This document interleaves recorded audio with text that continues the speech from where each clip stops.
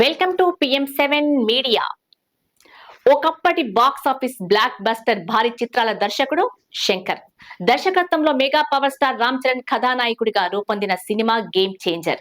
Shri Venkateswara creations పతాకంపై దిల్ రాజు దీన్ని 450 కోట్ల భారీ బడ్జెట్ తో నిర్మించారు. తన కెరీర్లో 50వ చిత్రం కావటంతో మైలురాయిగా ఉండాలనే ఉద్దేశంతో దిల్ రాజు ఈ సాహసం చేశారు.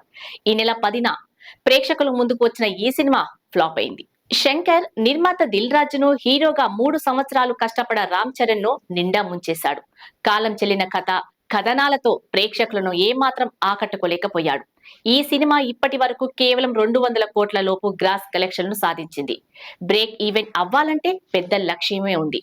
ఇక అది అందుకోవటం అసాధ్యం. 14వ తేదీనే దిల్ రాజు నిర్మించిన మరో సినిమా సంక్రాంతికి వస్తున్నాం విడుదలై బ్లాక్ బస్టర్ గా నిలిచింది. ఈ సినిమా ద్వారా దిల్ రాజుకు 100 కోట్లు మాత్రమే వస్తాయి. అయినా గేమ్ చేంజర్ నష్టాలను పూడ్చటం కష్టమే. పెట్టిన పెట్టుబడితో పాటు వాటికి అయిన వడ్డీలు కూడా చాలా దారుణంగా ఉన్నాయి.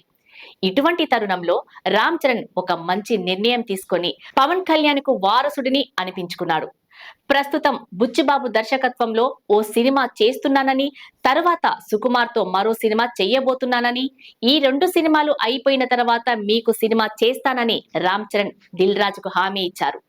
పారితోషికం ₹1 కూడా తీసుకోనని, సినిమా విడుదలై వాణిజ్యపరంగా విజయవంతం అయితే లాభాలు వస్తే ఆ లాభాల్లో వాటా ఇవ్వండి, లేదంటే అది కూడా అవసరం లేదు అని స్పష్టంగా చెప్పాడు. రామ్ చరణ్ ఇటువంటి నిర్ణయం తీసుకోవటంపై తెలుగు సినీ పరిశ్రమల్లో హర్షం వ్యక్తమవుతుంది. ఏళ్ల తరబడి ఒకే సినిమా చేస్తూ 300 కోట్ల పారితోషికం తీసుకునే హీరోల కన్నా రామ్ చరణ్ లాంటి హీరోలు పరిశ్రమకు అవసరమంటూ వ్యాఖ్యలు వస్తున్నాయి. మాట తప్పనని రామ్ చరణ్ దిల్ రాజు కు గట్టిగా చెప్పారు. ఈ విషయం తెలుసుకున్న మెగా అభిమానులు ఎంతో సంతోషాన్ని వ్యక్తం చేస్తున్నారు. సంక్రాంతికి వస్తున్నాం సినిమాకు వెళ్లి ఆ సినిమా కలెక్షన్లు పెంచి దిల్ రాజుకు కష్టాలు రాకుండా చూస్తామంటున్నారు.